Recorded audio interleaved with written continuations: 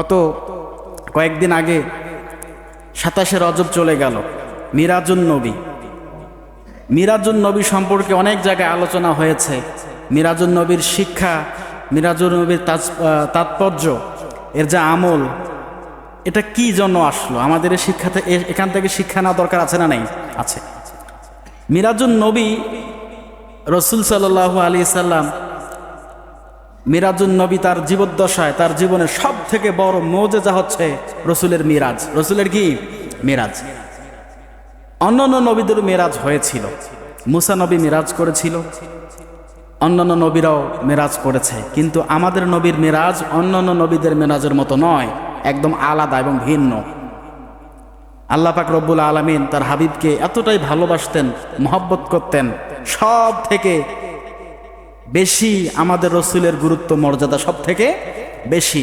যত আম্বিয়া কেরাম, যত নবী রাসূল দুনিয়াতে আল্লাহ পাক পাঠিয়েছেন, পিতা আদম থেকে নিয়ে এখন পর্যন্ত, তার মধ্যে সব থেকে দামি, সম্মানিত, মর্যাদা সম্পূর্ণ, উত্তম নবী হচ্ছে আমাদের নবী মুহাম্মদ রাসূলুল্লাহ সাল্লাল্লাহু আলাইহি সাল্লাম। সম্মানিত হাজিরিন, এই নবীকে আল্লাহ পাক নিদর্শন দেখাবার জন্য, তার কিছু বিষয় জানানোর জন্য, দেখানোর জন্য আল্লাহ পাক জমিন থেকে আল্লাহ রসুলকে দাওয়াত দিয়ে তার আরশে মহল্লায় নিয়ে গিয়েছেন, আরশে আজিমে নিয়ে গিয়েছেন, যেখানে আমার আল্লাহ পাক রব্বুল আলামিন তাকে দাওয়াত করে নিয়ে গিয়েছেন। সেটা কি ছোটখাটো জায়গা? যেখানে ফেরেশতাদেরকেও আল্লাহ পাক কখনো নেন নাই, সীমাবদ্ধতা আছে। এই পর্যন্ত আমার ফেরেশতারা আসতে পারবে, এই পর্যন্ত ফেরেশতাদের দৌড়, আর যাইতে পারবে না। সেখান ভেদ করে আল্লাহ পাক রব্বুল আলামিন তার হাবিবকে নিয়ে গিয়েছেন। তাহলে কতটা মর্যাদা সম্পূর্ণ আমাদের নবী, ঠিক কিনা বলেন? অনেকে বলে মেরাজে গিয়ে রসুল দেখা করে নেই, আল্লাহকে সরাসরি সে দেখতে পারে নাই। দেখা করেছে বা না করেছে সেটা রসুল এবং তার আল্লাহ পাক ভালো জানেন, আমাদের নবী ভালো জানেন এবং আল্লাহ পাক ভালো জানেন। দেখা করলেও আমাদের ঈমান আছে, দেখা না করলেও আমাদের ঈমান আছে। তো মিরাজ থেকে আমাদের কিছু শিক্ষা আছে। কি আছে বন্ধু বলেন তো? শিক্ষা।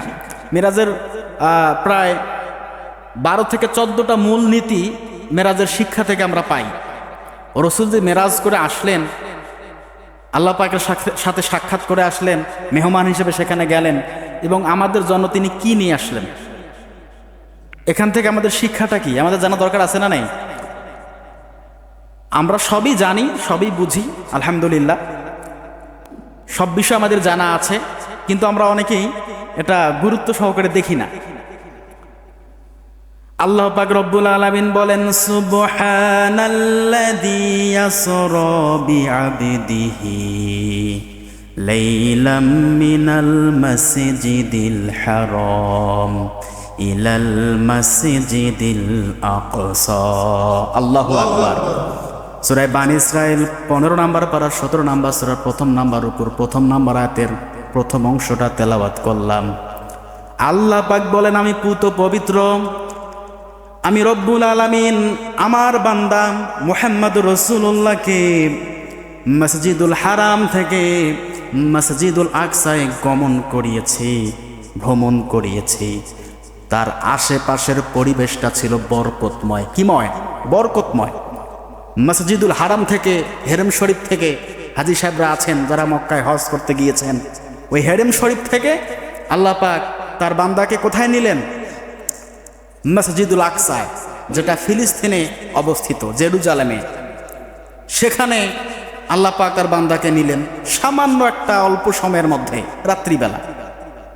প্রায় 1130 কিলোমিটার দূরত্ব মক্কা শরীফ থেকে মসজিদুল আকসার দূরত্ব। কত কিলোমিটার? 1130 কিলোমিটার প্রায়। সেখান থেকে নিলেন। সেখানে সমস্ত নবী এবং রাসূলগণ আল্লাহ রসুলের জন্য অপেক্ষমান ছিলেন, ওয়েট করছিলেন। রসুল আসবে, আমাদেরকে নামাজ পড়াবে, 2 রাকাত নামাজ রসুলের পিছনে আমরা আদায় করব, এরপর রসুলকে আমরা বিদায় জানাবো।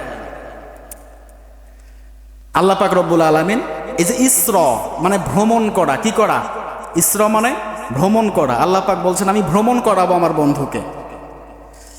মসজিদুল আকসা নিয়ে তামাম পৃথিবীতে এটা নিয়ে সমস্যা চলছে। ইহুদিরা বারবার মসজিদুল আকসার মধ্যে হামলা চালাচ্ছে, ঠিক কিনা বলেন? ফিলিস্তিনে এত পরিমাণে অত্যাচার চালিয়েছে, এখন পর্যন্ত এটা সীমাবদ্ধ, ওরা ছাড়িয়েছে একদম। ইহুদিরা এত পরিমাণে মুসলমানদের উপর হামলা চালাচ্ছে, কারণ ওই মসজিদটা আজকের মসজিদ নয়, ওই মসজিদ নির্মাণ করেছেন সুলাইমান আলাইহিস সালাম স্বয়ং জিন দিয়ে। কি দিয়ে? জিন দিয়ে ওই মসজিদ নির্মাণ করা হয়েছিল। ওরা মনে করে কয়েকটা মসজিদ ভাঙলেই মনে হয় মুসলমানদের ঐক্যতা শক্তি সব নষ্ট হয়ে যাবে। না, এটা ভুল ধারণা। আদম আলাইহিস সালাম থেকে শুরু করে ঈসা নবী পর্যন্ত, আমাদের নবী মুহাম্মদ রাসূলুল্লাহ সাল্লাল্লাহু আলাইহি সাল্লাম পর্যন্ত যতগুলো নবী রাসূল পয়গম্বর আল্লাহ পাক দুনিয়াতে পাঠিয়েছেন, সমস্ত নবী রাসূল আল্লাহ রসুলের জন্য সেখানে অপেক্ষমান, তারা অপেক্ষা করছিল।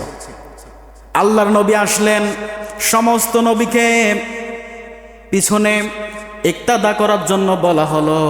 ফেরেশতা জিবরাইল সবাইকে দাঁড় করিয়ে দিলেন। আল্লাহ রসুল সেখানে 2 রাকাত নামাজ পড়িয়েছেন। কয় রাকাত? ইমামুল মুরসালিন। ইমামুল মুরসালিন মানে কি?